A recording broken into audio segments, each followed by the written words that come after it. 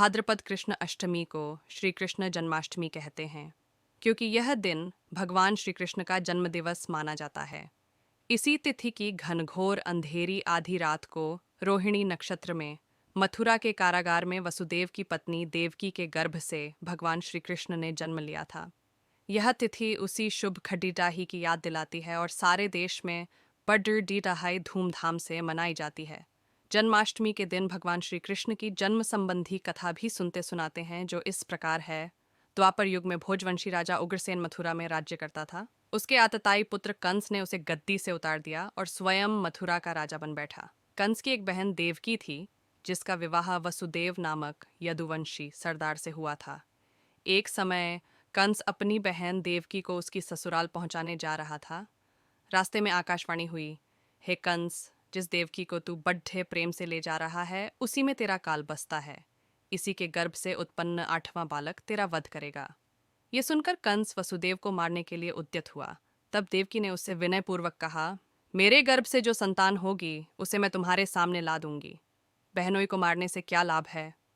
कंस ने देवकी की बात मान ली और मथुरा वापस चला आया। उसने वसुदेव और देवकी को कारागृह में डाल दिया। वसुदेव देवकी के एक एक करके 7 बच्चे हुए और 7 को जन्म लेते ही कंस ने मार डाला। अब 8वां बच्चा होने वाला था। कारागार में उन पर कड़ीडीढ़े पहरे बैठा दिए गए।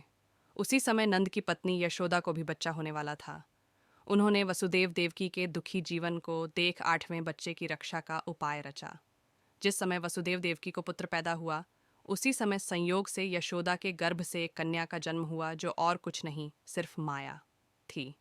जिस कोठरी में देवकी वसुदेव कैद थे, उसमें अचानक तुम प्रकाश मुझे हुआ और इसी उनके समय सामने अपने मित्र शंख, नंद जी के चक्र, घर गदा, वृंदावन में पद्म भेजाओ धारण किए और उनके चतुर्भुज यहाँ जो भगवान कन्या प्रकट हुए। जन्मी है दोनों उसे भगवान लाकर के कंस चरणों के में गिर हवाले कर पड़े। दो।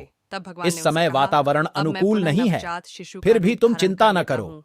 जागते हुए पहरेदार सो जाएंगे, कारागृह के फाटक अपने आप खुल जाएंगे और उफनती अथाह यमुना तुमको पार जाने का मार्ग दे देगी। उसी समय वसुदेव नवजात शिशुरूप श्रीकृष्ण को सूप में रखकर कारागृह से निकल पड़े हैं और अथाह यमुना को पार कर नंदजी के घर पहुंचे। वहां उन्होंने नवजात शिशु को यशोदा के साथ सुला दिया और कन्या को लेकर मथुरा आ गए। कारागृह के फाटक पूर्ववत बंद हो गए। अब कंस को सूचना मिली कि वसुदेव देवकी को बच्चा पैदा हुआ है। उसने बंदीगृह में जाकर देवकी के हाथ से नवजात कन्या को छीनकर पृथ्वी पर पटक देना चाहा, परंतु वह कन्या आकाश में उड्डी एच गई और वहां से कहा, अरे मूर्ख, मुझे मारने से क्या होगा? तुझे मारने वाला तो वृंदावन में जा पहुंचा है।